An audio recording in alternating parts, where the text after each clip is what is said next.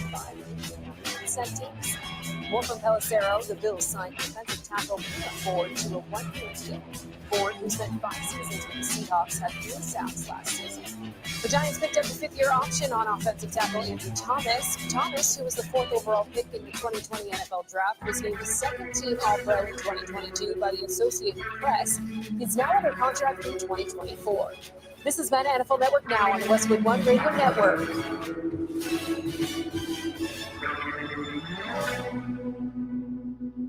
Do you have an invention idea but don't know what to do next? Call Invent Help today. We have representatives nationwide who will explain the InventHelp process step by step. Over 10,000 patents have been secured through InventHelp's patent referral services. The InventHelp data bank includes thousands of companies who have agreed to review new ideas. We've been helping inventors since 1984. Let's help you next. Get started today. Call 1-800-217-4380. That's 1-800-217-4380. Again, 1-800-217-4380. Staples has everything to help small businesses do big things. Shipping supplies and services so you can fill big orders. The latest tech so you can create the next big thing. And now during Staples Small Business Deal Days, when rewards members spend $100 or more, they get $30 back in rewards to use on big things, little things, or anything they need. Plus, find new deals in store every week on tech, office chairs, and shipping supplies. Because for small businesses, Staples knows savings are a big thing. Rewards offer ends 5/13, limit 1, redeemable in-store only. Jacob Albracht, Tommy Castor. This is Sports Daily on Wichita's #1 sports radio, 97.5 and 1240 KFH.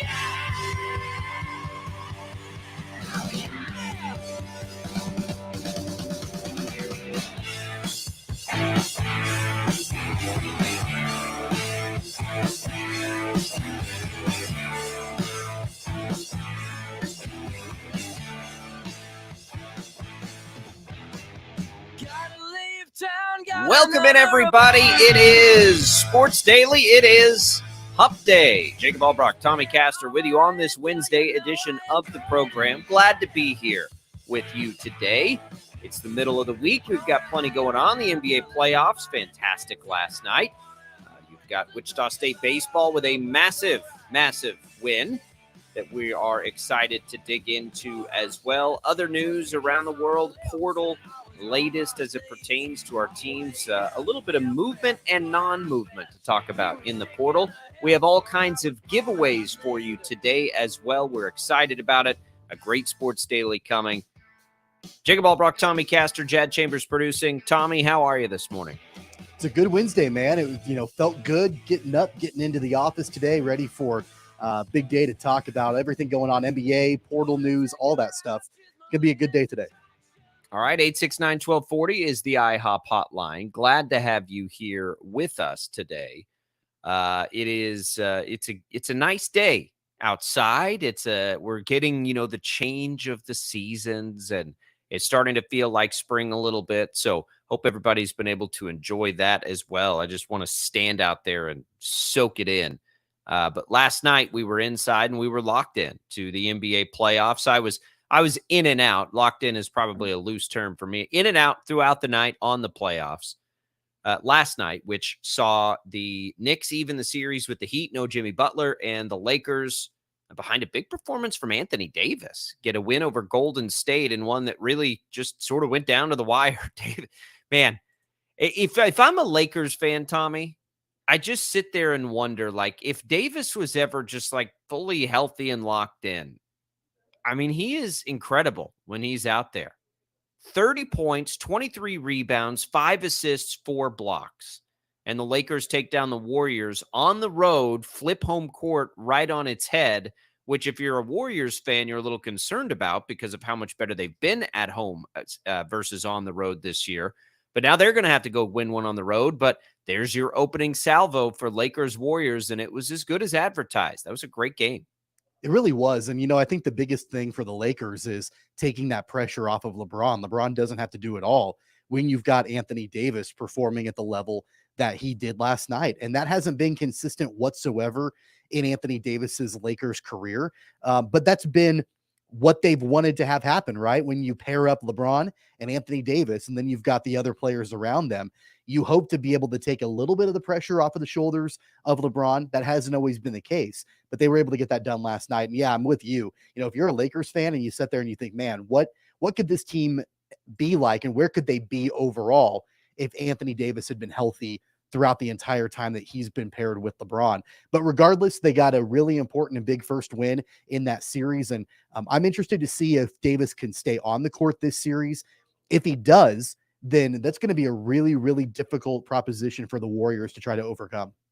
It is. And LeBron was good, right? Like LeBron still had a double-double. He was fine. They actually, that was about as balanced as if you're the Lakers. That's a pretty good, and even they almost had 5 players with 20 points. So, if you're the Lakers, you're loving it. And, the history tells us, though, Anthony Davis is not going to be that throughout the series in every single game. But he was in this one. And we know LeBron can take over a game. And then on the flip side, if you're the Warriors, Curry, got it going maybe a little bit too late. He and Klay Thompson were both good. Jordan Poole, each of them had 20 plus. It was a decent performance for them. And I think we're going to see this in this series. I'll be pretty surprised if we see this series end up with lopsided games. I don't think there's too many really good players on the floor. And look, the Lakers had a big lead. And what was it, 14 straight points or something crazy there right at the end of the game that the Warriors were able to put together. So that game could have got out of hand. The Warriors made the late push at home. I definitely think, I shouldn't even say that, because this is the Anthony Davis factor. If Anthony Davis is good, the Lakers are going to win this series. But I don't know how we sit here and, after everything we've seen over the last few years, think that that's going to happen. And in those games that he's not that, the Warriors' chances obviously go way up. So I don't know what to expect. But I think if game 1 tells us anything, it's that Anthony Davis could dictate this series. If he can put a series together and, get out there and play his top game for however many games, I think the Lakers will win this series. I just don't know how you count on that at this point. And if you're the Warriors, you better hope he doesn't, because I don't know if you'll have an answer. Again, it was a close outcome, but it took a 14-0 run late to get it there. Well, that final possession too for the Warriors, I think Poole, that was awful. Now. It was terrible. Come on, Poole. And like, look, you've got guys on the court like Steph Curry, who you want to be able to take that shot or whatever to try to tie the game late. And Jordan Poole launches one. He's not that guy, pal. He's not that guy to take that shot. And he did, and it didn't work out. I think that there were much better options on the table. It was disappointing to see, a Steve Kerr coach team not be able to draw up a more effective last possession than what the Warriors did, because ultimately they could have tied the game, forced overtime, and then who knows what would have happened at that point. That was disappointing to see. I feel like you put the ball in the hands of Steph last second. Yeah, all bets are off. The Lakers did everything they could to make sure that didn't happen, and Poole was open. It just felt. He was so far deep, though. Of course they left him open that far. He was about 3 feet behind the line, and I don't know what his range is. It's not Curry. If Curry takes that shot, obviously we're fine with it. If Klay Thompson takes that shot, obviously we're fine with it, just because we've seen it time and time again from those guys in those big moments. And Jordan Poole, he's a good player. And he's a pretty good 3-point shooter. He was 6 of 11 in the game, so it's 6 of 10 before that. So he was feeling it, right? He was shooting 60% on the game from 3 before he missed that shot. So it's okay. And, Steve Kerr was not disappointed in the shot. It didn't look like to me.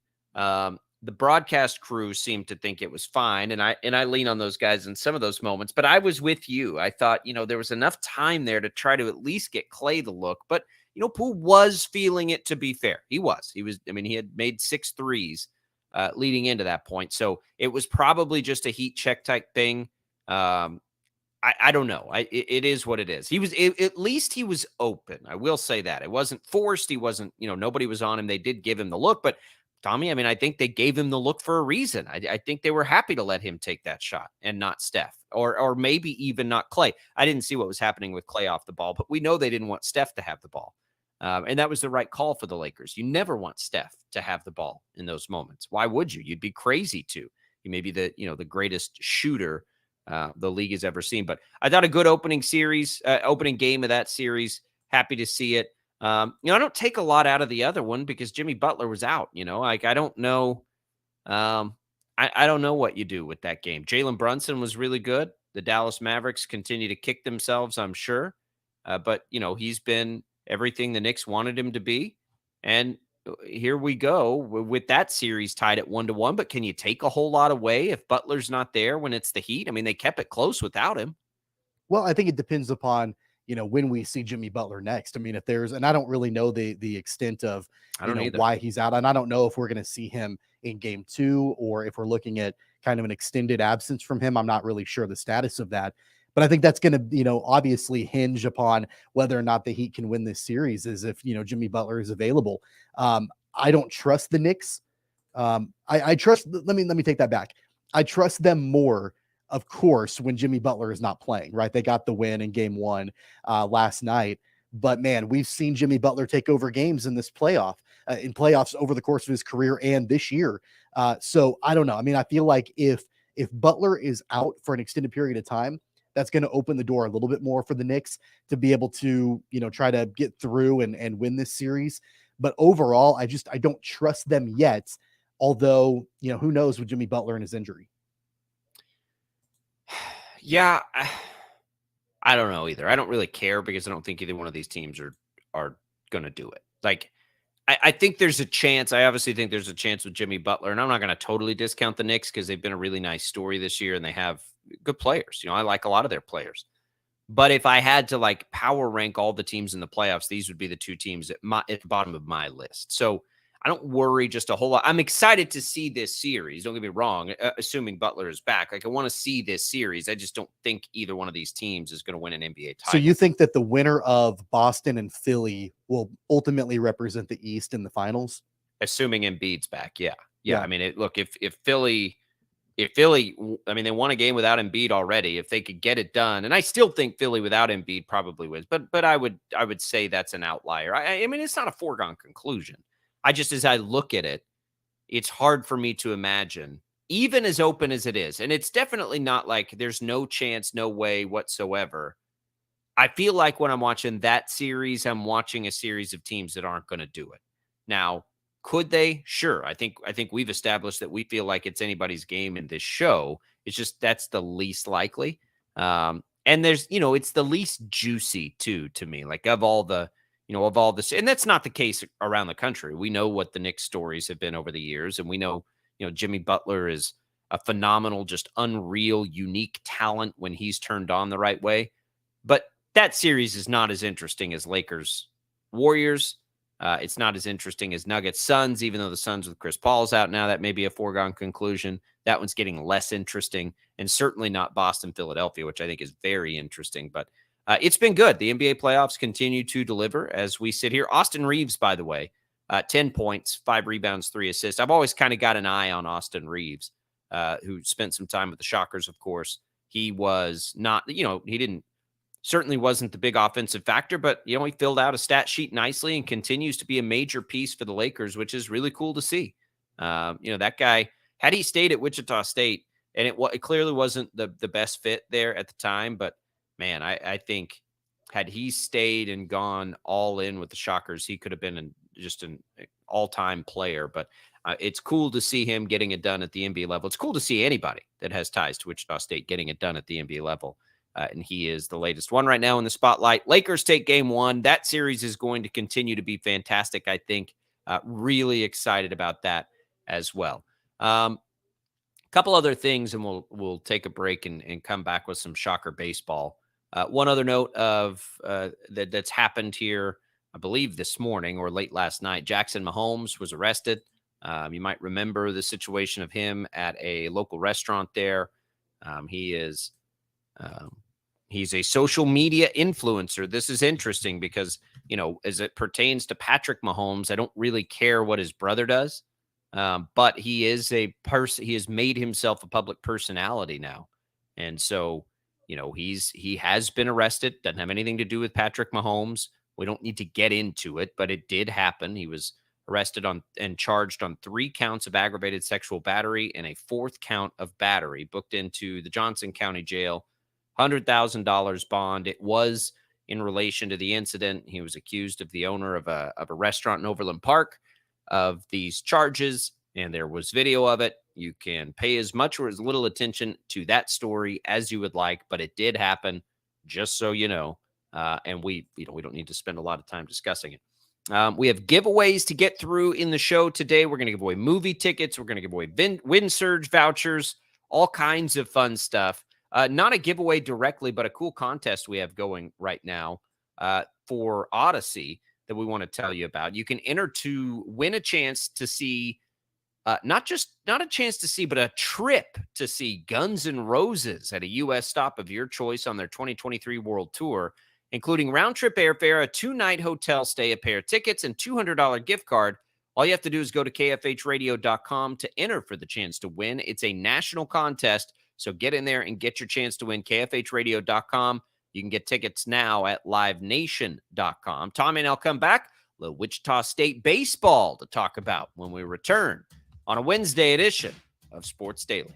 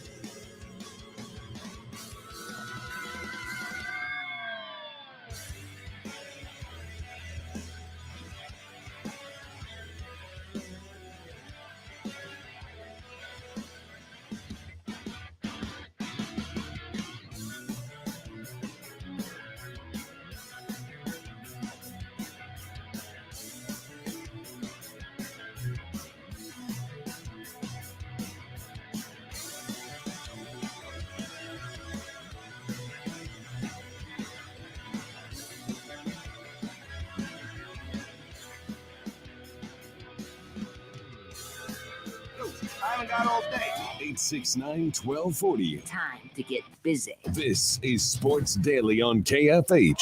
3 balls, 2 strikes, the pitch. Struck him out, ball game over. Nate Snead throws a 98-mile-an-hour fastball past Cole Johnson, and Wichita State wins this game 1-0. What a ball game here at X Stadium tonight.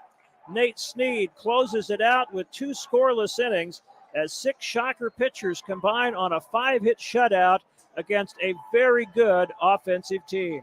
Final score, Shockers 1, Wildcats 0. And there you go. The Shockers in a bullpen game. Get it done. Just 5 hits allowed. Wow. They used 6 pitchers to beat Kansas State in that bullpen game. The RBI delivered by Mauricio Milan, and it's another win. And Wichita State just continues to play really, really good baseball since about April 14th. When they went down and won that Tulane series, they continue to win. They've only lost twice since then. And what are they, like 10-2 over that stretch? The disappointing part, Tommy, as we look at it, Jacob Albracht, Tommy Castor, this is Sports Daily, is they only moved up 4 spots in the RPI with that win. Now, Kansas State was getting votes, right, in the top 25. So I really hope that win might elevate them just a little bit further into the RPI, because Wichita State, who has also been getting some votes into the top 25, is going to probably, amplify that, especially if they have a good series against Houston. And that's tough. That I thought it would be more, honestly, than it was in the RPI today as that is released. Well, this certainly to me shows that it's no fluke for Wichita State baseball, right? I mean, they got the win in Manhattan, a few weeks ago, and then they're able to have the rematch against the Wildcats, beat them in a stellar 1-0 game. It's not a fluke, right? The way that Lauren Hibbs has, got these guys to respond and come together this season, it's the real deal. Shocker baseball is the real deal. And I mentioned it yesterday. I thought that there would be growth this season, but I wasn't sure that we would see this amount of success this season from this program. But here we are. And, I want to see them continue. I wish they were getting more love in the RPI. I wish that they were getting more votes in the top 25. I think those things will come as the season continues to roll on, because they still have some opportunities in conference. I don't know how many of those games are really going to be a big boost to the RBI. Ranked the about RPI, 100. Houston's ranked about 100. So it's not, they need to win that series, and it'd be nice if they could sweep that series for their chances to win the AAC. But I'm with you. I don't know how much help they're going to get. But these midweeks, have been helpful. I thought that one would be more helpful, and it will be if Kansas State finishes strong. Oral Roberts is the last midweek other than the 3 conference series. While we're on the topic, let me just look at South Florida and see where these teams sit, because they play South Florida, UCF, and this Houston, which we just looked at. It'll be UCF is, 127, so they're worse than Houston. And South Florida is not even registering in the RPI from what I can tell just yet. So, I don't know. I don't know what to make of it. I don't know how much. Yeah, South Florida is down at 163. So they don't have anybody left now that's going to give them much help. Oral Roberts, believe it or not, will be the best team as far as RPI goes. Oral Roberts is 1 spot ahead of them at 82. That's the best game they have left on the schedule. So there, it's sort of like softball, other than there's just more time for it. I don't know what this is. It's going to be interesting though, because Wichita State, if they keep winning like this, is going to climb inside the top 25, I think. And to have that much of a discrepancy between that and the RPI, maybe this conversation we'll have maybe we'll try and run down Mike Kennedy or get Lauren Hibbs to explain it, or Kevin Saul next week. Like, I don't know as much on that for playoff seeding, but either way, just win, take care of your business. And the other reality is too, go win the league, go win the conference and then see what happens. And they absolutely have a chance to do that as they sit there in first place in the series with Houston. Means a ton. I was talking yesterday, Tommy, around the office. I don't think we talked about it here. What is it going to take? Like, let's say Wichita State wins all 3 of the series, right, that they have left, and go and take each one of those 2 games to 1, and they go 6-3 down the stretch in the league. East Carolina sits 1 game back. Is that going to be enough, do you think, to hold off East Carolina 6-3, even though you win all those series? Do you think it's enough with just 1 game over East Carolina to hold them off? I don't know if you can go 2-1 in the final 3 series and expect to win the league. I think you need to look at a sweep in at least one of those series. I mean, maybe going, I don't know, 7-2 in the final 9 conference games. That might get it done. I think you've got a pretty good likelihood to make that happen. So at that point, you're looking at 1 sweep and, 2-1 in the other 2. I think that's conceivable, but I think that you've got to, at the very minimum, win all 3 series to feel more confident about winning the league at that point. I mean, of course, the monkey is on the back of East Carolina, right? They've got to be the ones to try to gain a game. But that can happen at any time. So I think it's going to be really important for Wichita State to at least try to get 1 sweep out of those final 3 series. There's a listed attendance last night, and I did not see the crowd of 3,004. But as far as a list, it's a really good listed attendance, right? That's good. Let's go back in time and just find another game, and we'll see.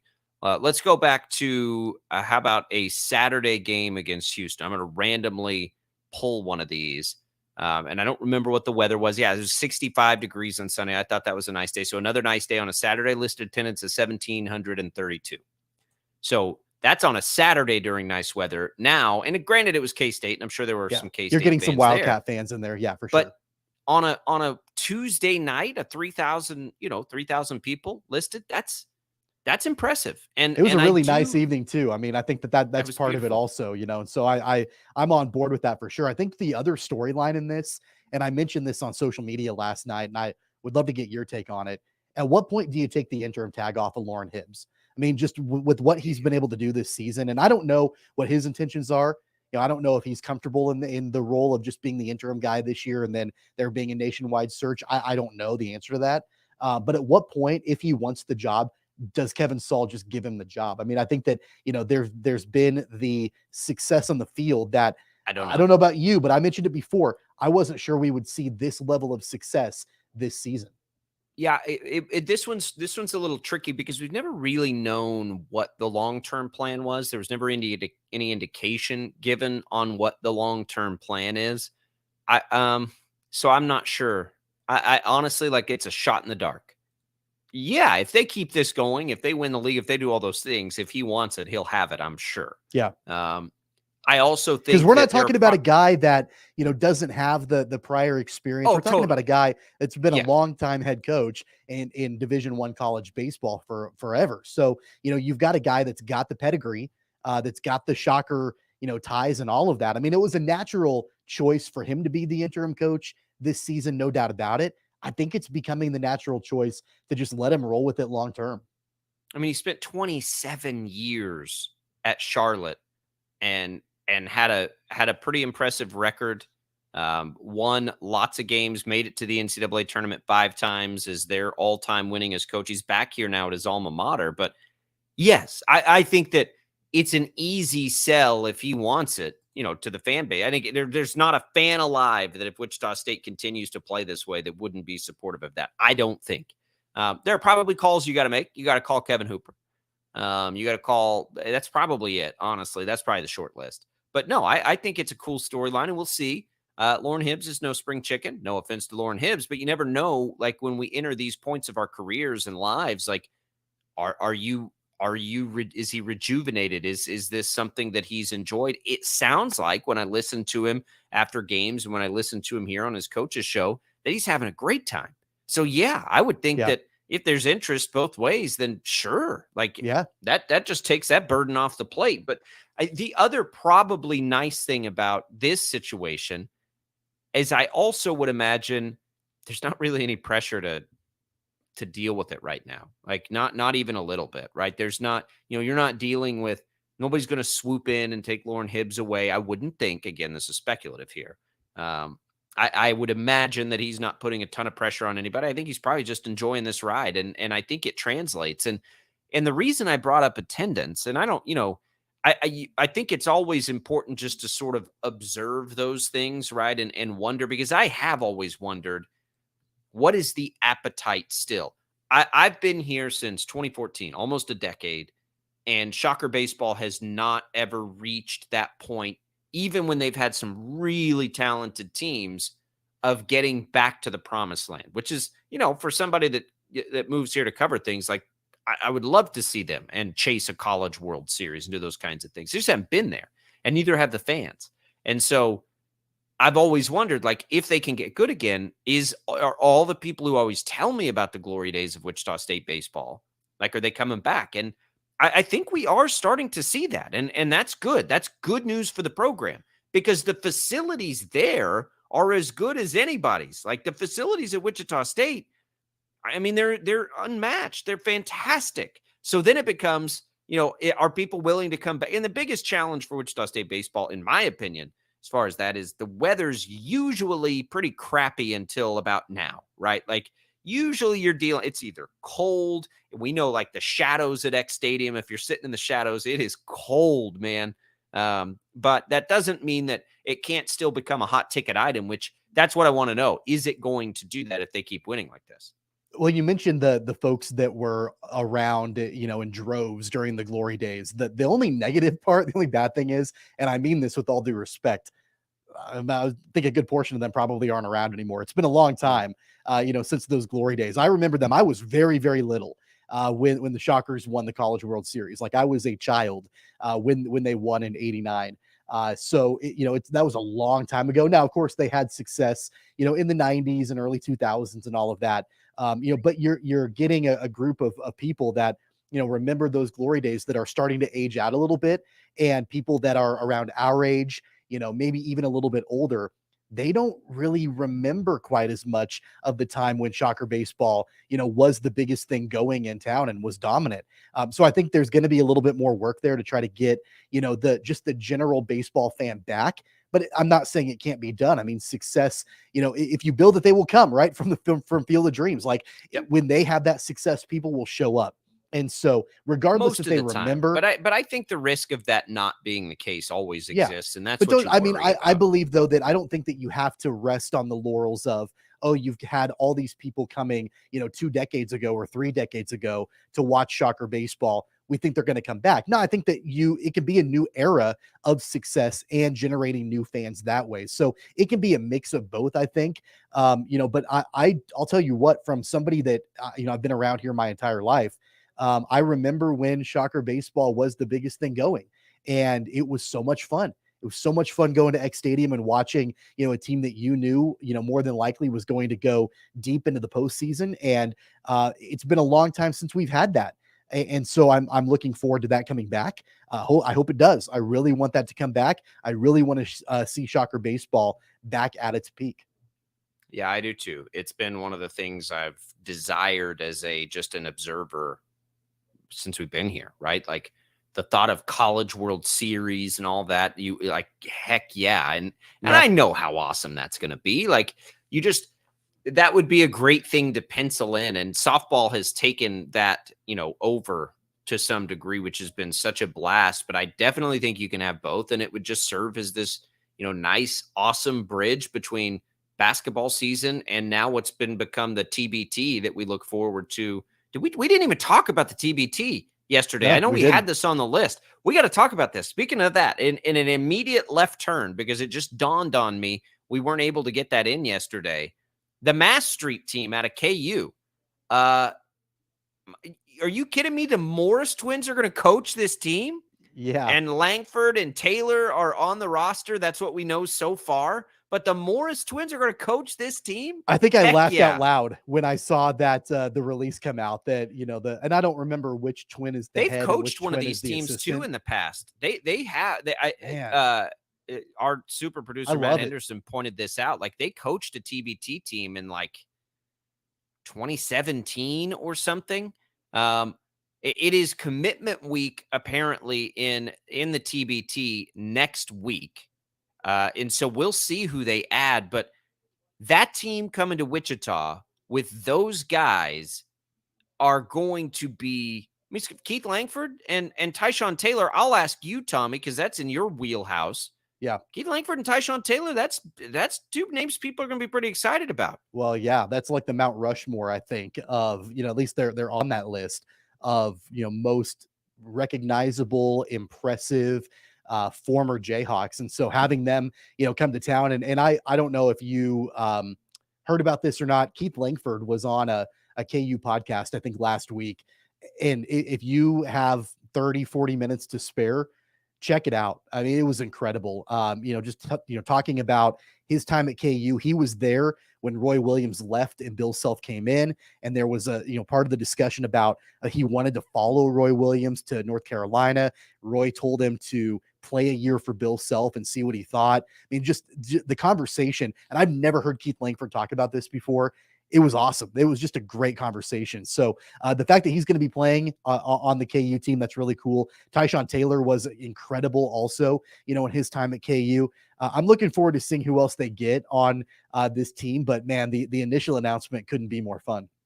And that just will go lockstep. Remember what the Aftershocks, the Shocker alumni team, is trying to do here, and have a 10-year reunion this year of the Final Four team. And like you got the potential of getting those guys together, not just with Fred VanVleet, who would be the one to add in now that I think everybody would obviously have a big interest in, but they've extended an invitation to Greg Marshall. And I think that that's an opportunity, and a really interesting one. I don't know how that will go. I have no idea. But if that were to happen, and you've got this sort of reunion and maybe like I don't know. Look, the TBT, which is always so awesome, and we love it so much. It's a lot. There's a lot on the table here, and we're not even there yet, and we don't even know who all the teams are that are coming through. And come on, if you get a K-State team mixed in there too again this year, let's go.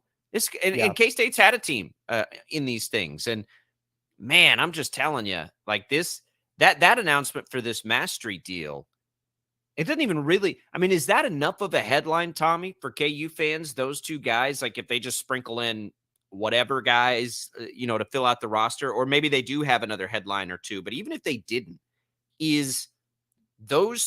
are those two at coach, the Morris twins, and Taylor and Langford as players enough, do you think, to have KU fans locked into this tournament this summer at Charles Koch Arena? No, yes, I think so. Absolutely. And I think that they'll get a couple of other guys that, you're going to know about. And you're going to be like, oh, man, so I don't have any concerns there. But even if they don't, I'll tell you, as a KU guy myself, I'll be locked into that for sure. Oh, my God, I cannot wait. And we know now, the Aftershocks are one of the best teams in the tournament because they've had some roster consistency.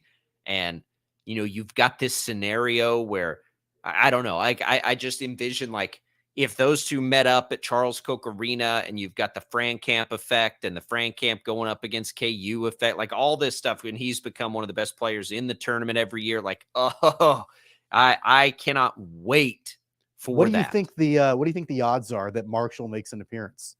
I don't have a clue. Honestly, no idea. We saying 10 to 1, maybe now, 20 to 1. What by appearance do you mean at the festivities to celebrate that Final Four team? I'd say probably pretty decent, but so there was some crossover with some of the controversy there with some of the guys on that roster, with some of the guys that were, so I don't know. Now, do I think he's showing up at Charles Koch Arena to cheer him on? I'm not sure. It's interesting though, because you have a totally different, nobody really there now had anything to do with anything that happened. So it would be an easier time to do it, but there's also still a buyout involved in all this stuff. It's a completely separate entity from Wichita State Athletics. It's in the same location, right? But TBT is not affiliated with the university. Oh, right. Yeah.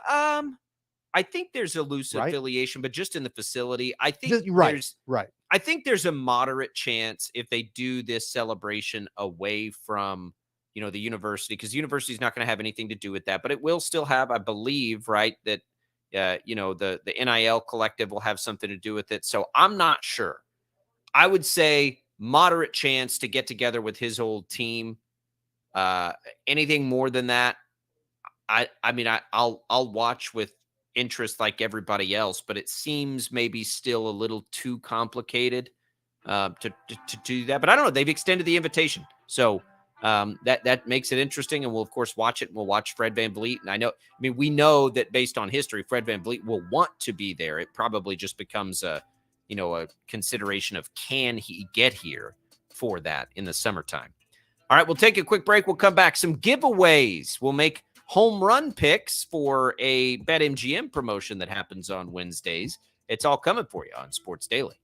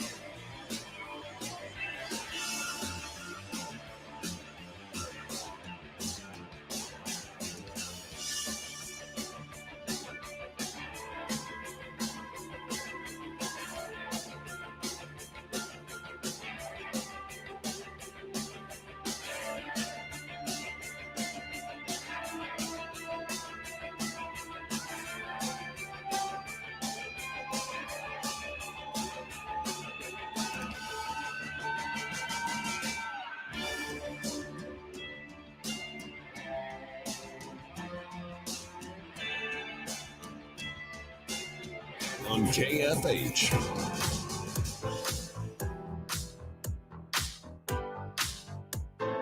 Call your shot every Wednesday at BetMGM, official sports betting partner of Major League Baseball. Place a $25 home run prop wager on any game, and you'll receive a $10 bonus bet. Simply log into your account and opt in, or download the app and sign up with BetMGM to swing for the fences on MLB Call Your Shot Wednesdays. It's just one more reason why the king of sportsbooks is the best place to bet on baseball. BetMGM and GameSense remind you to play responsibly and offer resources to help you make appropriate choices. Visit BetMGM.com for terms and conditions. 21 years of age or older to wager. Kansas only. New and existing customer offer. All promotions subject to qualification and eligibility requirements. Rewards issued as non-withdrawable bonus bets. Bonus bets expire 7 days from issuance. Please gamble responsibly. Gambling problem? Call 1-800-522-4700 in partnership with Kansas Crossing Casino and Hotel. Welcome back in, everybody. Big fan of this particular promotion. These Call Your Shot Wednesdays.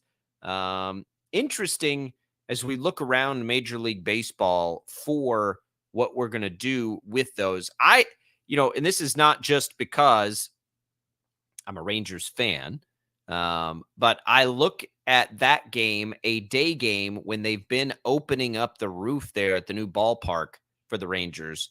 The ball carries when it's open. It is a day game, which generally is conducive to that. I think, Tommy, that I'm going to look to that game. The Diamondbacks have a young pitcher out there, Brandon. I think it's pronounced Fat. He has been called up, hasn't made a start or anything like that. So I'm probably going to look to the Rangers for that. Josh Young has been the home run bet that's paid, I think, 2, maybe even 3 times this year. Not on this particular bet, but just in general. He's at plus 500. I feel like he's still getting pretty good odds. The other one that's been sneaky for them is Jonah Heim, the catcher, but he's only at plus 375. So probably for me, it's going to be just my very normal Josh Young bet, plus 500. That's where I'm going with the promo today, Tommy. Rangers, Diamondbacks, and hopefully a ball-carrying environment. So the Mets and the Tigers are playing a doubleheader today. They're at Detroit, the Mets are. Give me Pete Alonso in the second game, in the nightcap of the doubleheader, taking on Michael Lorenzen, who's the starting pitcher for the Tigers. Lorenzen has an ERA over 7 so far this season. And I like what Pete Alonso's done so far, 11 home runs here early on in the season. So give me Alonso for that home run in the second game of the doubleheader with the Mets and the Tigers. How are you doing with how often do you get in on some baseball action this time of year? I do a little bit. I'm more so looking at, kind of some of those props that come into play in baseball, because I have a hard time like night in and night out placing bets. But if there's something fun like a home run type deal, insurance bet, I'll jump on something like that. But I think that it's fun. It's finding different ways to bet and have a little bit of a interesting experience when you've got games that are going on every single night. Got to try to freshen it up, make it exciting.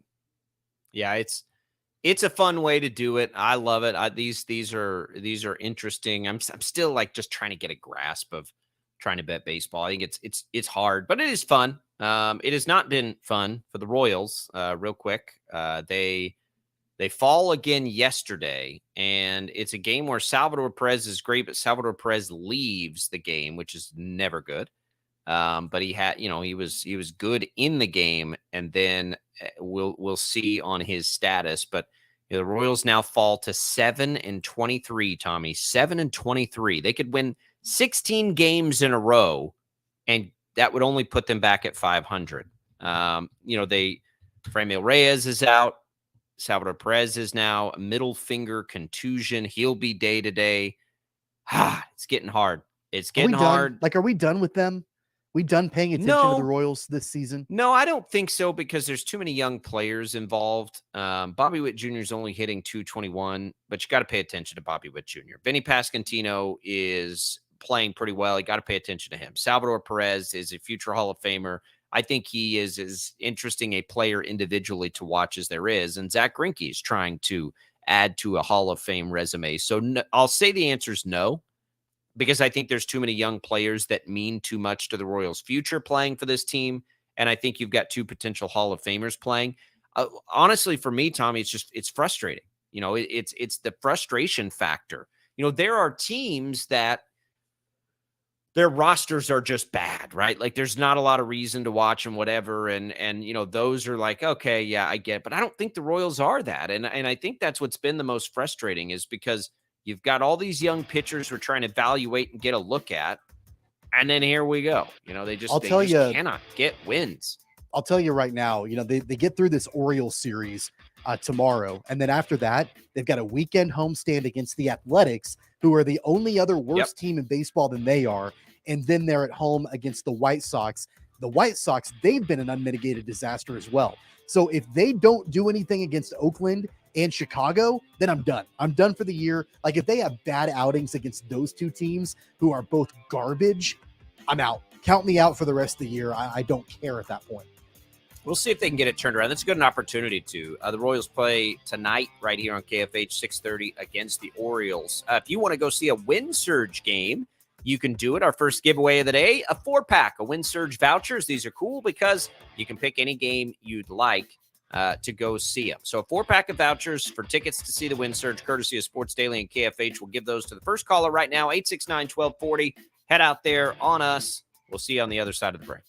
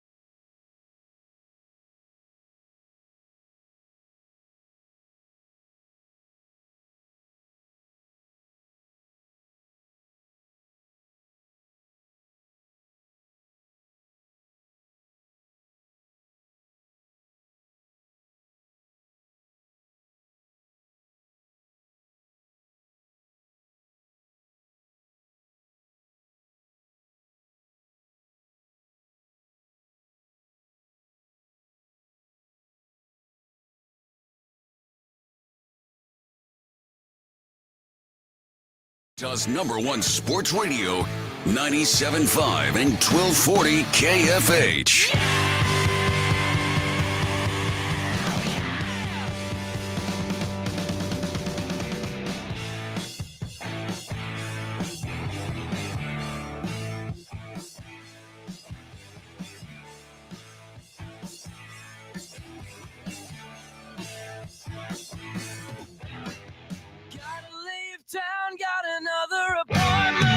All right, welcome back in, everybody. Congratulations to Jeff taking those Wind Surge vouchers. Thanks for tuning in, Jeff. Thanks for everybody joining us on our video stream. You can find it on our KFH Facebook page, KFH YouTube page, and on Sports Daily Twitter page. Jacob Albracht, Tommy Castor here, Jad Chambers producing. We're making our way through a Wednesday. We've talked a little NBA playoffs. We've talked a little Wichita State baseball. Big winners last night. 1-0 in a thriller over K-State.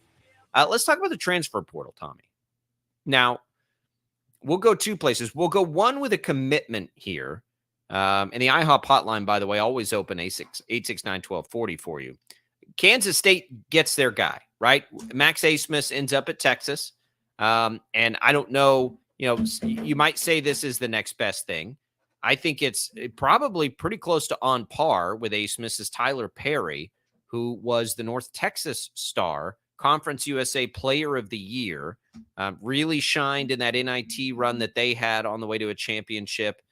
He was fourth nationally in three-pointers made, inside the top 20 in three-point percentage. Big-time guard, 5'11", kind of reminds us, undersized guard. They went from Marquise Noel to trying for Max Asmus, now to Perry. And look, Tyler Perry is a big-time player. And he had connections, obviously, through his former coach. And he didn't pick his former coach at Texas Tech, who I think was a finalist there with McCasland. And now he goes and he's going to play for Jerome Tang, and a perfect opportunity and a big-time commitment and another nice addition for Kansas State. It's a big name. It's a big name coming out of the transfer portal, and we've been waiting on that for a while, right? I mean, it wasn't that we didn't think that Jerome Tang and the Wildcats would be able to work the transfer portal well. I think we had an idea that they would, and they were in on big-time players like Max Asmus, but we hadn't gotten any kind of major commitment from any transfer portal players up to this point for K-State until now. That's a great addition. I mean, Terry is a good player. And so I think that having that commitment for, Tang and the Wildcats, again, it shows you the pedigree and the way that players are responding to what Jerome Tang has built at Kansas State. And I think it's the first domino to fall. I mean, I wouldn't be surprised to see, a couple more guys make commitments to Kansas State. Well, so Perry rejoins apparently Jareem Dowling, which was a connection there. Dowling coached him at North Texas. Dowling now an assistant at Kansas State. So that's cool. Another cool thing about Perry is he played at Coffeyville. He played down at Coffeyville Community College, so he's back in the state of Kansas. That's also interesting. And, it also highlights, I think, too, the importance of junior college basketball now. I think that there is a concern in the transfer portal of what it will do to high school recruits.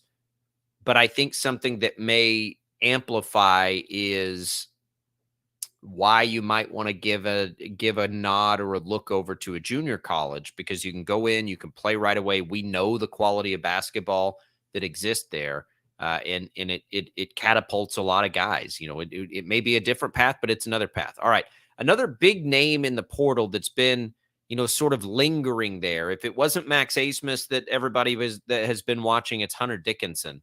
And Dickinson, the ultra talented player out of Michigan, has really, I don't want to say he's fooled everybody. He hasn't given everybody just a whole lot to deal with here. 18 points, 9 rebounds at Michigan. He's a center. He's a junior. So you might have, extended time with him. He's visited most of the big programs you can think of, and everybody's just sort of sitting and waiting, and he can highlight a class for KU. But it doesn't sound like, Tommy, that he is ready to make that call. There's reports out there that he may make a decision today. There were already reports that it was going to be this week. Some people thought it was going to be yesterday, and I think he pulled the Olay on everybody, Tommy, it sounds like. Yeah, he was on a Barstool Sports podcast yesterday, and you and I were talking about it last night. The title of the podcast was Hunter Dickinson has an announcement to make. So, of course, everybody's like, all right, he's going to announce what school he's going to. And then he didn't. And the announcement was, I don't know where I'm going. And so I don't know if it's just, a great pulling one over on everybody situation, or if he genuinely still doesn't know. But he's considering Kansas. He's considering Kentucky, considering Maryland is in the mix. Villanova is in the mix. Those are the main schools that are pursuing him. But I don't know. I mean, it's one of those things where everybody is waiting with bated breath on what he's going to do, because he can be an immediate difference maker for any of the teams that he goes to. And I would imagine with the commitments that, Kansas has already gotten from Nick Timberlake, and then they had that commitment from Arterio Morris last week. If they can add Hunter Dickinson to the mix with DeJuan Harris and KJ Adams and the other guys they currently have coming back, I think that vaults the Jayhawks to national title contenders right away. I think it does too.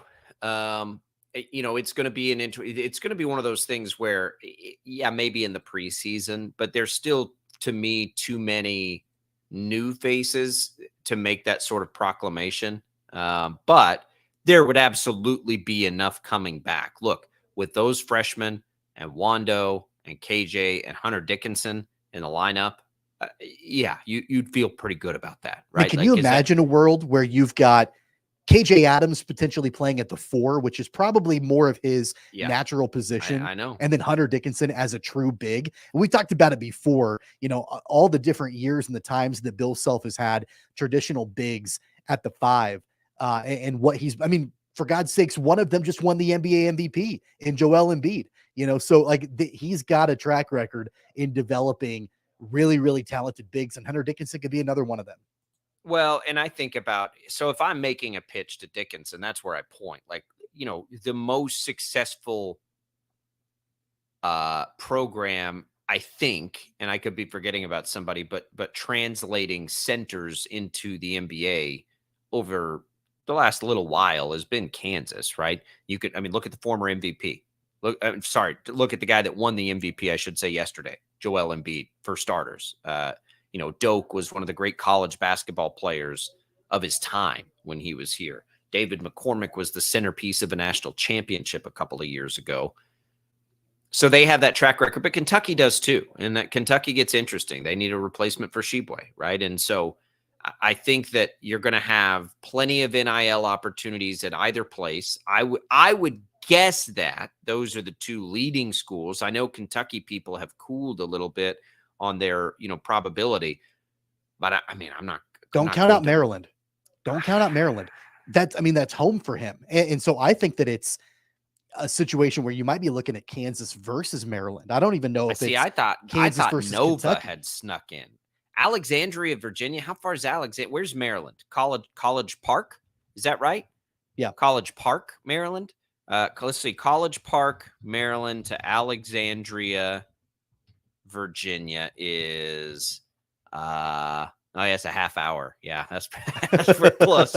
Woo! Yeah, I don't know. So maybe that does make them more interesting than I was giving them credit for. By the way, if anybody's watching our video stream right now, we've got a visitor here. I've got a kid home today. Braylon, can you wave to the camera, or are you gonna be shy? You wave?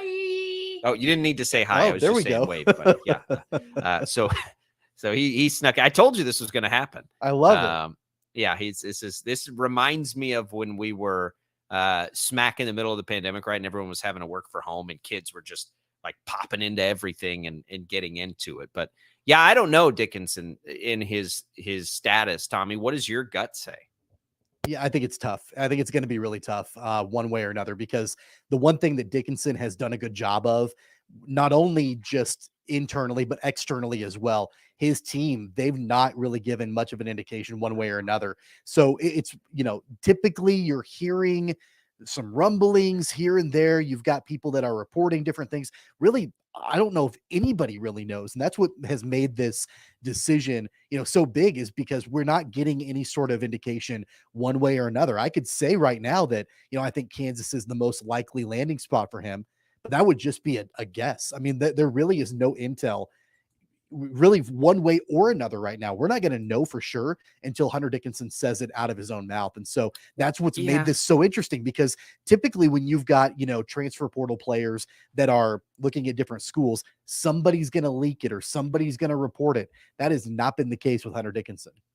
Well, look, I think that, you get a lot of interesting information out there. And I will agree with you that there's no lean here. We thought we had leans with Asmus and it went back and forth. Yeah. So I don't put a whole lot of stock in this stuff because I think rosters change and things change. It's really interesting with him because he's such a high profile player.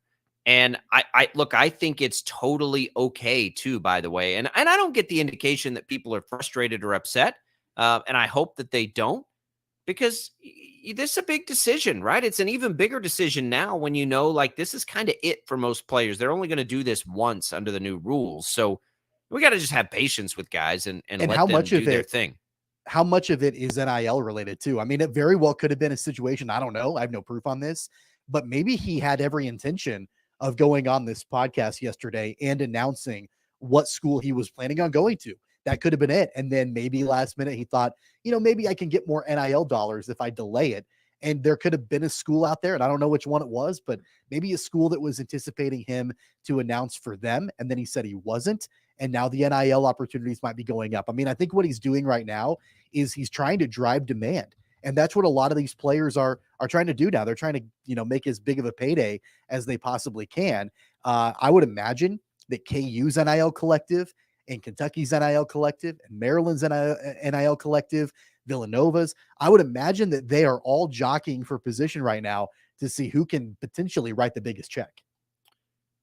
Yeah, I think so. I think it's probably going to get comparable, between one place and the other.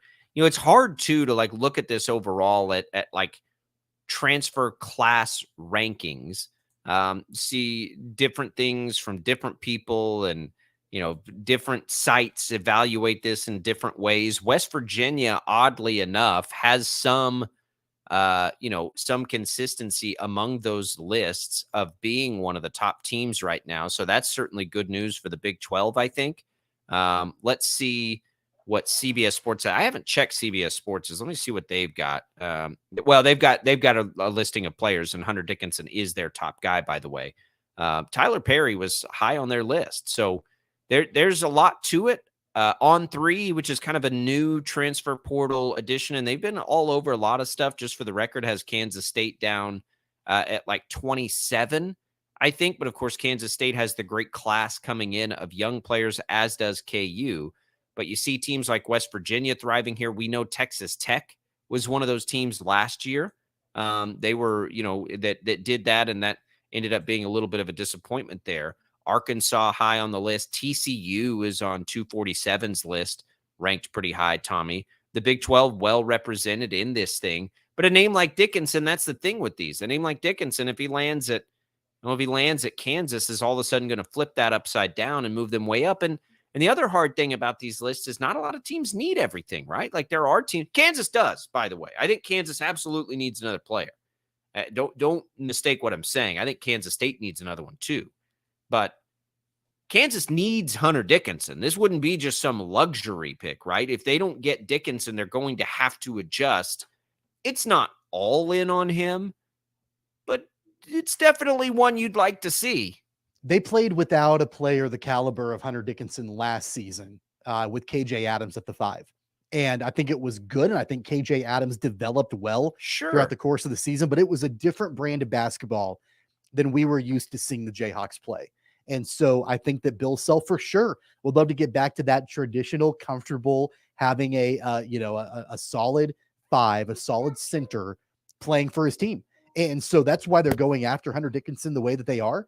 I think it makes sense to have him slot in at the 5 and KJ at the 4. And then you've got, some big time shooters and Morris and Timberlake and, DeJuan Harris leading the entire charge. Oh, and don't forget about the guys that they do still have returning, coming off the bench, and Ernest Uday, who can still develop, as a big. I don't know what Zuby Ejiofor looks like long-term, but they've got him still on the roster.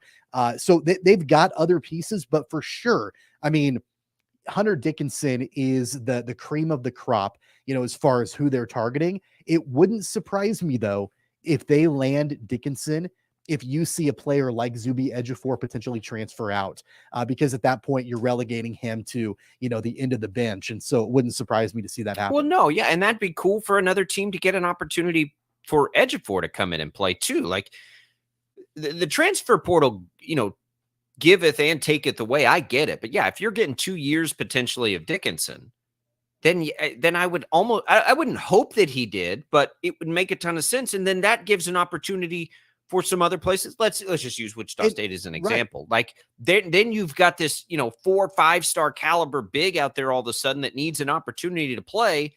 And somebody else, when you're a school like Wichita State, who ultimately I think will get in the mix for some of these big players right now, that could be like, man, we could use you right now. Now, Wichita State's not a great example because they've already got several post players. They probably wouldn't even enter the conversation. But as an example of how that can, help you, that's awesome. That's a cool thing. Like that gives opportunities to different people. And if KU doesn't get him and they roll in with Uday and Ejiofor, it's going to be better than rolling in with Uday and Ejiofor last year, right? Because those guys will have an entire offseason to improve, which we assume that they both will. I've heard people say also it's not fully about the NIL for Hunter Dickinson. It's more about how can he develop. And I get that.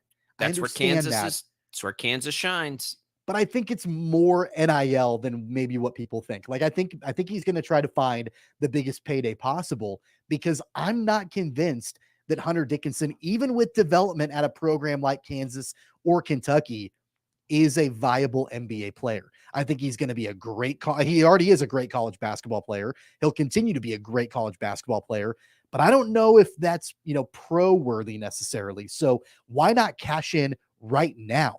And if you develop and you make it to the NBA, great. But in my mind right now, I think it's got to be about NIL for Hunter Dickinson. Make as much money as you can right now, because nothing else is guaranteed after college. Yeah, it's well, that's right. Like the NIL money's, and Kansas is going to be a player in the NIL realm, just where everybody else is. But yes, for a talent like Hunter Dickinson, it becomes, where do you make the most long-term money? And I think going to Kansas and developing there is the best way to do that. All right, let's take a quick break. We'll come back. We've got giveaways. We're pretty open here the rest of the way. Randall Cobb news, which is always, you can guess what that is. We've got it for you. The IHOP hotline's always open, 869-1240. We've still got another giveaway to come here in the program. Lots still to go as we make our way through a Wednesday edition of Sports Daily.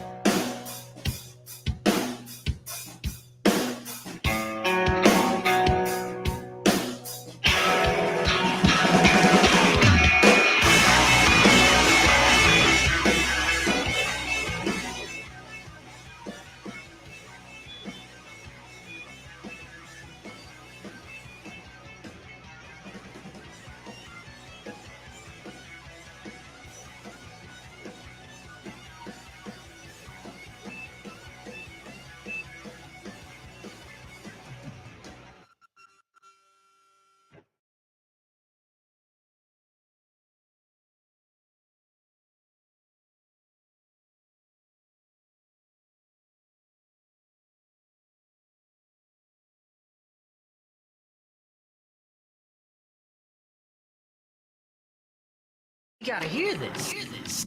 Go ahead. I think I want to hear this. Sports Daily is on KFH.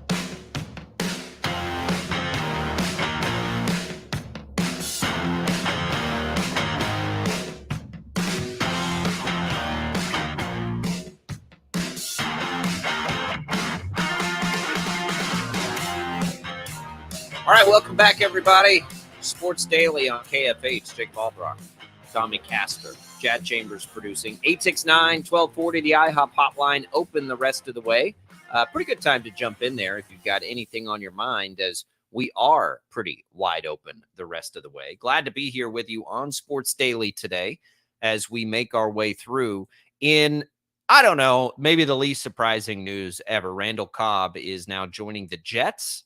Rejoining Aaron Rodgers. I suppose it's surprising because Cobb's getting up there in age and not super effective anymore. And honestly, like I say, least surprising, not even in a condescending way. I don't think this is a bad idea if you're the Jets. I think, anything you can do potentially to make Aaron Rodgers more comfortable, but maybe even more important than that, Tommy, to bridge the gap between Aaron Rodgers and a room full of new receivers. Like, I wonder when Rodgers seemingly wants Cobb to be a part of these places, don't you think it just has to do with like trying to get everybody on the same page? Like, they're great friends. We know that, but Cobb, could you come in here and help me get this group on board and on task with what we need to do here? I mean, I think all jokes aside, I think it's probably pretty smart. Well, Randall Cobb is like that really cuddly teddy bear that you had when you were little, and that you couldn't leave without that teddy bear. You couldn't sleep without that teddy bear. You felt comfortable with that teddy bear. Every night the teddy bear got worn. The teddy bear got stains all over it. Your parents had to wash it multiple times, probably had to sew it back up. It got up there in age, it was falling apart, but you always needed to have that teddy bear. That's that teddy bear. That's Randall Cobb with Aaron Rodgers. Like, Aaron Rodgers has to have Randall Cobb there. And it's not just Randall Cobb. Like, Aaron Rodgers has always had a couple of receivers over the course of his career that they get him, they understand him, they play really well with him, they make him feel comfortable, he makes them feel comfortable, he's made them a lot of money over the course of his career. Jordy Nelson was one of them, Randall Cobb is one of them, I think Allen Lazard has been one of them, Devontae Adams for a few years was one of those guys. He's had those receivers that he feels most comfortable with. And of course, it blew up last year when he had all these young receivers like Romeo Doubs and other guys that he wasn't gelling with. And you saw the frustration from Aaron Rodgers because he didn't have those players that he felt comfortable with. He didn't have his teddy bear with him. And now he's got his teddy bear and Randall Cobb. It makes sense in that regard. Yeah, I mean, I think so too. I don't think Cobb's coming in there to play much. I mean, he didn't do that last year. Will he play some? Yeah, maybe.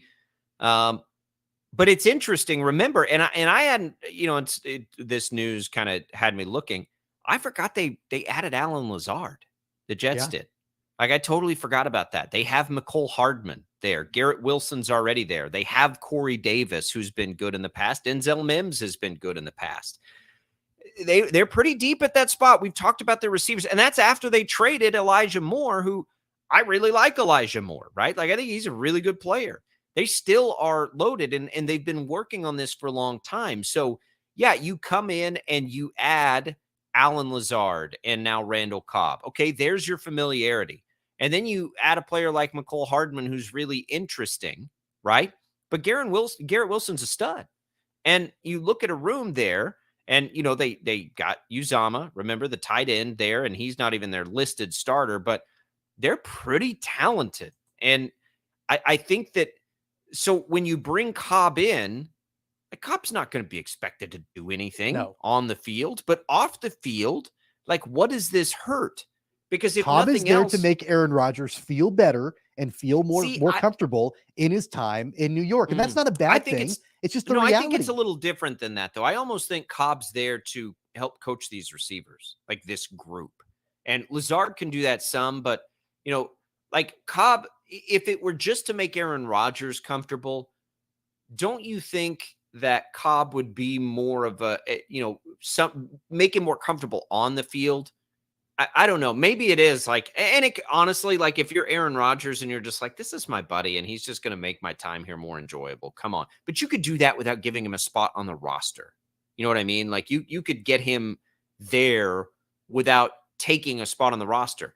I think that Cobb is there. And by the way, Cobb sort of mentoring McCole Hardman is an interesting concept to consider. But like Cobb can come into that room right now and just the little things, because we saw Aaron Rodgers late in the year, right in Green Bay, begin to connect with some of those young receivers. So just to have another mind in there, because it doesn't work and it's all a waste of time if Aaron Rodgers doesn't connect with this group of wide receivers quickly. It's a waste of time, right? You have to have that happen. And so bringing in a player to help do that makes a ton of sense to me, even if he never plays a snap. Now, I think he'll play some snaps. But I think just having his impact as you're going through meetings or sitting at practice and like, here's what you can do, or here's how Aaron Rodgers throws a ball. Here's what you need to expect on this route, that route, whatever. I think if you're the Jets, they're approaching this the right way. They brought in Nathaniel Hackett. They bring in Alan Lazard. Now they're bringing in Randall Cobb.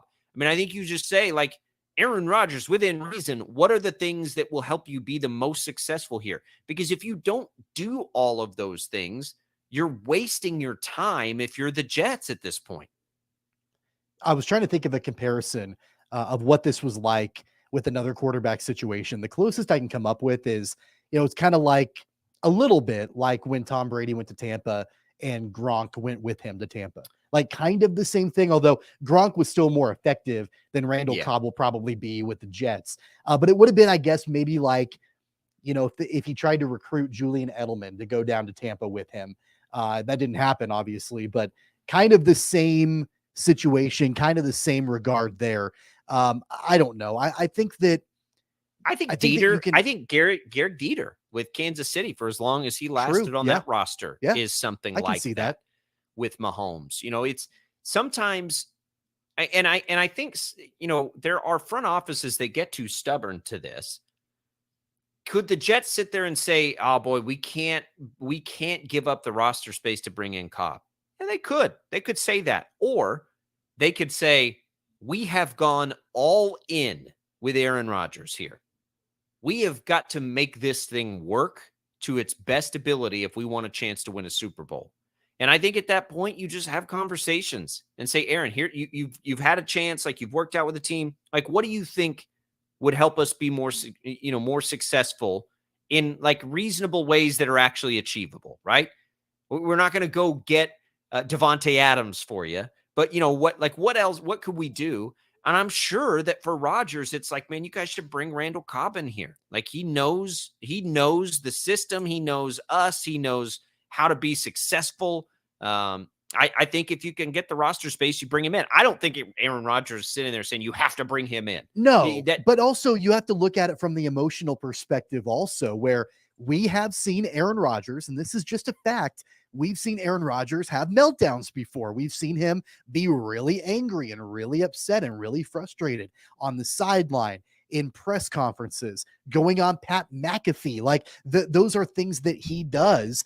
And so if the Jets can mitigate that, and keep in mind, he's going to be in the New York media market, where there are going to be people following him left and right. So if they can mitigate it by bringing in somebody he's comfortable with in Randall Cobb, and they've already got Alan Lazard, in the fact, and that's why I say like part of this is trying to make him feel better about coming to a new city, a large city like New York, all of that. If the Jets can mitigate the outbursts and the frustrations that we've seen Aaron Rodgers have over the years, that's of course, I think, an added benefit with having a guy like Randall Cobb on the roster.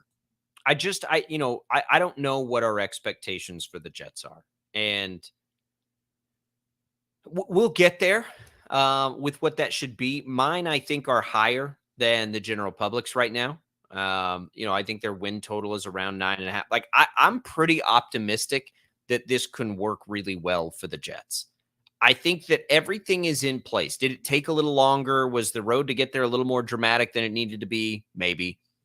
But I do think that things are lining up for this to be successful. The offensive line is a little bit shaky because of injury. Mekhi Becton, I saw yesterday, I believe that they did not pick up his option year, which tells me they're not just terribly optimistic about his health. That's a problem.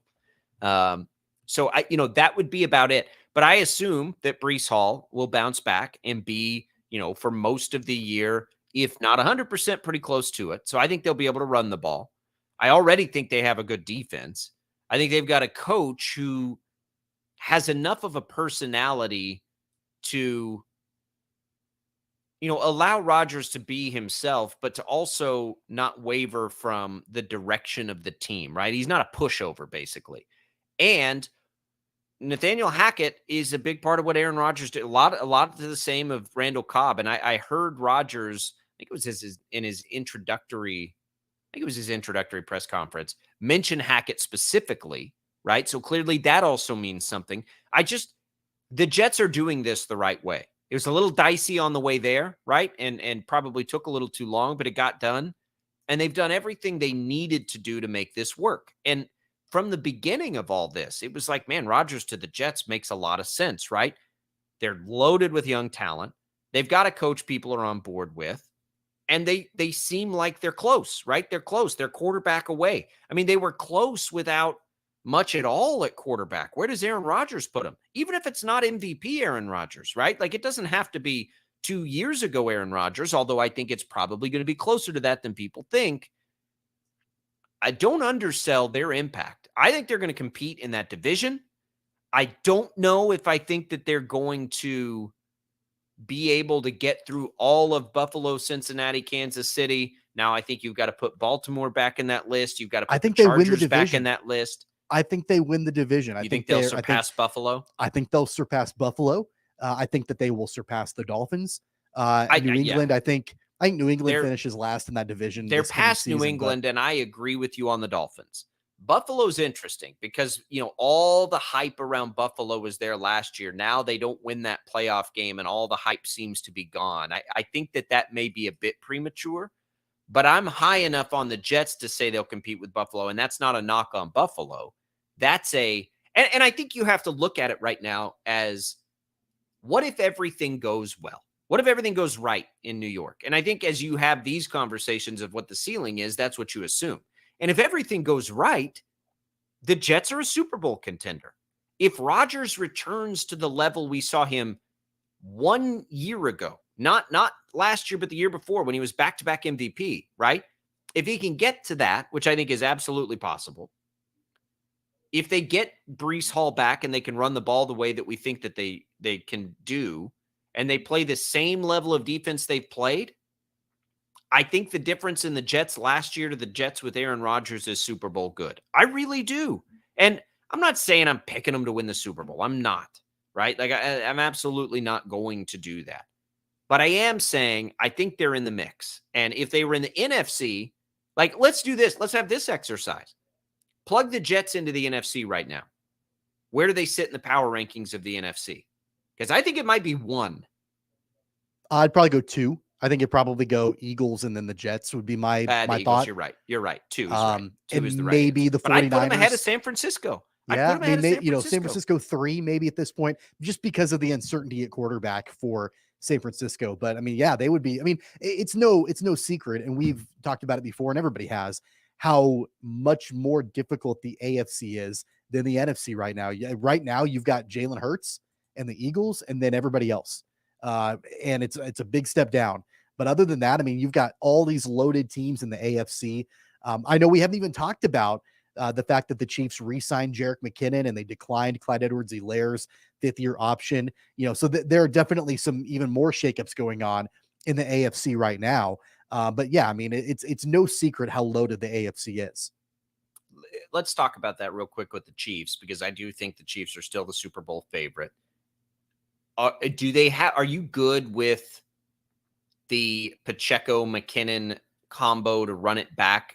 That seems to me still a little bit light, because I like Pacheco's game. It's relatively one-dimensional we've seen so far. Maybe there's more there.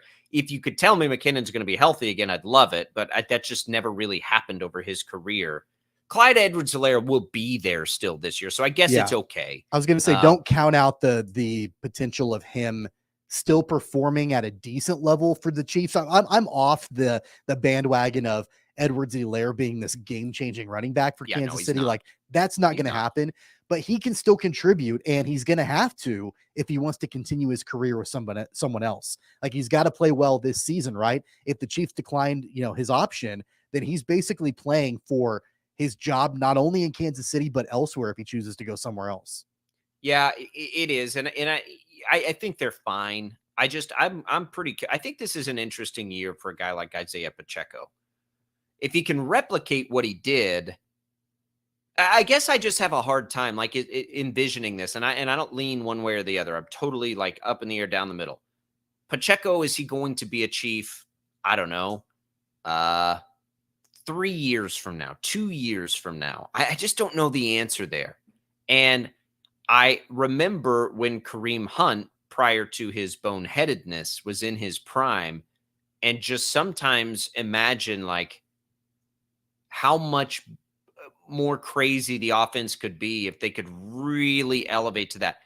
And I don't know. Like, I don't know if I see Pacheco that way. I think a combination of Pacheco and a healthy McKinnon is enough. But like, I think I probably lean the other way from a lot of people. Like, I don't know that 2-3 years from now, I'm envisioning Pacheco as this 3-down back in this offense. Love the story. Hope I'm wrong about that. I hope he's the guy, because I think it's a great story and he's a really fun player to watch. I just don't know if I see that. I also don't think that we want to undersell the importance of the Chiefs bringing back Jerick McKinnon. I mean, he was a revelation last season. I feel like both him and Pacheco were in different ways, but what McKinnon did out of the backfield and in the pass catching game with Patrick Mahomes, that was great. And he had a great Super Bowl, great playoff run. So that's important to have him back too. I was wondering when the draft happened last week, if the Chiefs went running back, if they would ultimately bring back McKinnon or not. They didn't go running back, and they're bringing back McKinnon. It's a tricky stat.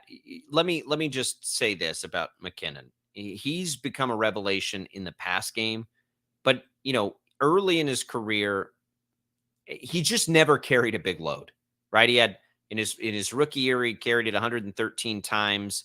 Then he had a bunch of injuries, only carried it 52 times. And then a combined 300 carries from 2016 to 17. And then we've just seen him hurt, right? And he's become a great receiver for Kansas City. And they're just limiting his reps, right? That's the ticket for Jerick McKinnon. If you're Kansas City, you just limit his reps and you let Pacheco be the bell recipe. cow. Yeah. But it is, again, history in his career tells us to count on him to be healthy like that again. That's more unlikely than likely. So can Clyde Edwards-Helaire step in if McKinnon misses games and become that change-up? Maybe, but they're gonna be missing something out of the offense when McKinnon's not there. That's why we thought, like, at the time when we were watching the draft, it was like, oh, Deuce Vaughn's still sitting there. Like, you need that kind of a change-up back, but it's okay. He ended up in the perfect spot. All right, 869-1240. Joel Embiid is the MVP, and it looks like he'll be able to play game 2. We'll talk about that a little bit. We have one more giveaway to get through as we make our way through this Wednesday edition. Albracht and Castor on Sports Daily on KFH.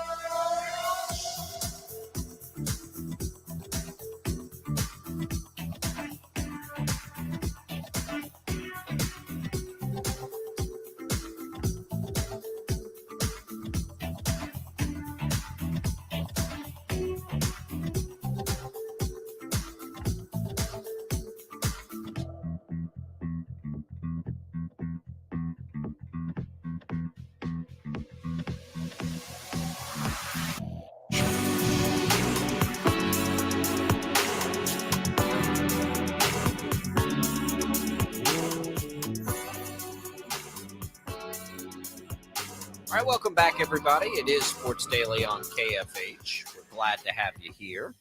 Glad to make you a part of the show. While we start the segment this time, let's set this giveaway up to the IHOP hotline, 869-1240. Guardians of the Galaxy, Volume 3. That is tomorrow at 7 o'clock, Boulevard Theater in Town West Square. Let's give away a pair of tickets right now. Guardians of the Galaxy, Volume 3, Marvel fans. Tomorrow night, 7 o'clock, sneak peek at the Boulevard Theater in Town West Square. Always appreciate these. We'll give those to our first caller right now to the IHOP hotline, 869-1240. Jad will get us a winner. Tommy, Joel Embiid finally gets it done. After, 3 straight back-to-back or 2 straight back-to-back years, he's the league MVP.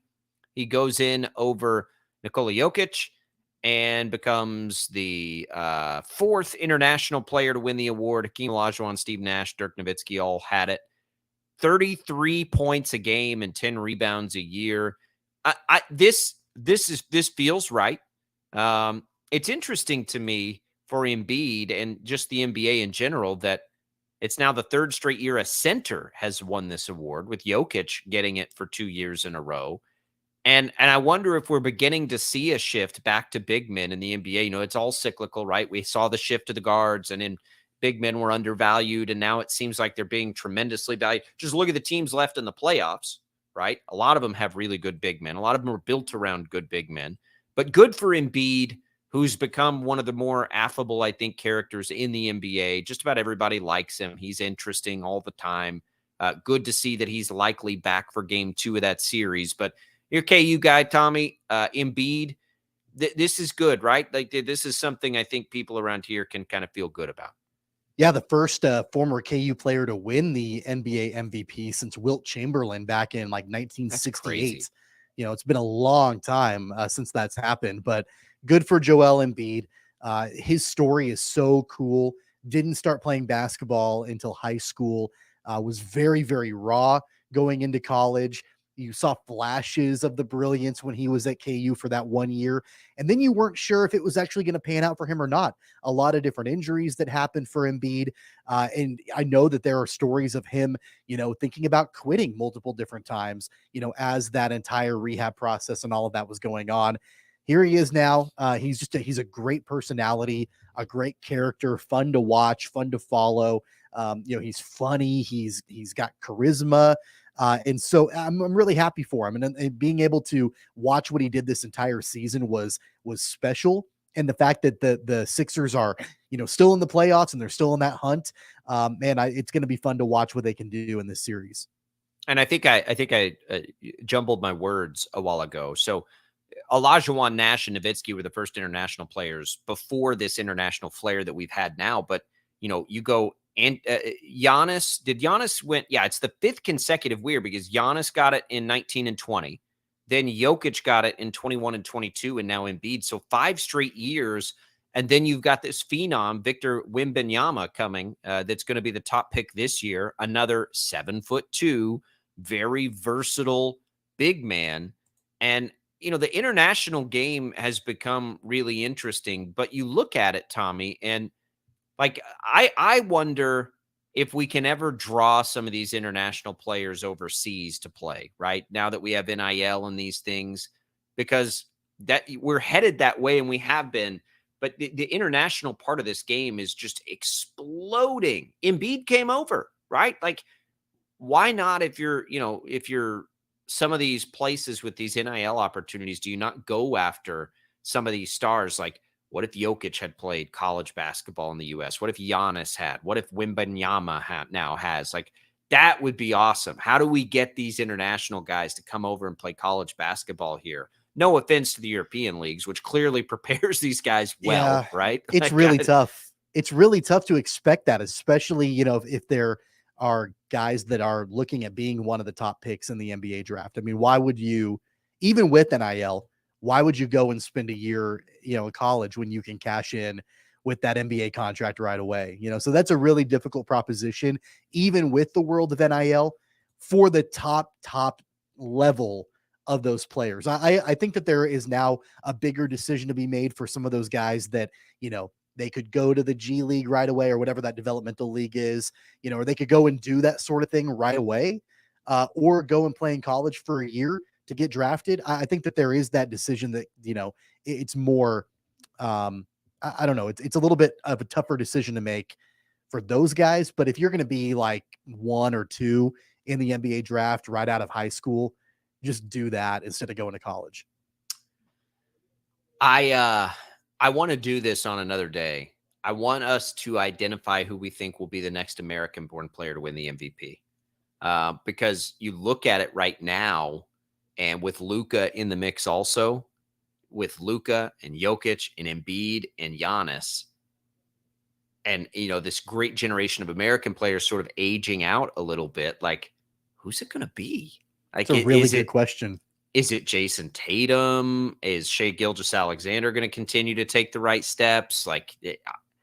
I don't know, but as I'm looking at this and thinking about we're just cracking the surface with Wembanyama coming over, with Luka, who might be the most talented player in the world, and Jokic and Giannis, and now Embiid. Who's it going to be? Who's going to be the next great American to take over the NBA? Let's have that conversation later this week, because I think it's a fascinating one to try and have. I don't know the answer, by the way. The last year's number 1 pick, Paolo Banchero, he doesn't qualify, right? Yep.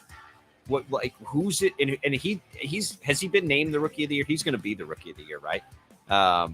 But either way, he doesn't qualify. He was born in Seattle. But where is he? I'm going to have to look into that because he may be a candidate. His nationality, I'll have to get a definitive definition on, because he was born in Seattle and then spent some time in other places. He played high school basketball. I guess he qualifies. He qualifies. So Banchero, maybe that's the guy. Grew up in Seattle. Just has, his parents came over, but he's an American. So maybe it's Paolo Banchero. We're going to do a little research on this. We'll come back. We'll wrap up this edition of Sports Daily. The NBA playoffs are here, and you can turn crossovers into cash with FanDuel.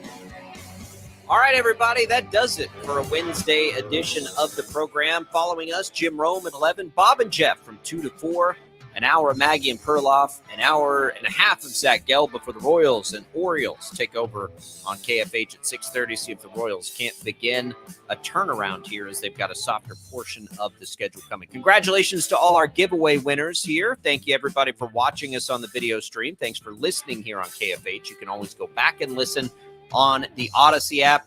Tim Fitzgerald, our K-State insider, joins us tomorrow. Our betting insider, Chelsea Messenger, as well. We'll have that all for you tomorrow. For Tommy and Jad, I'm Jacob. See you then.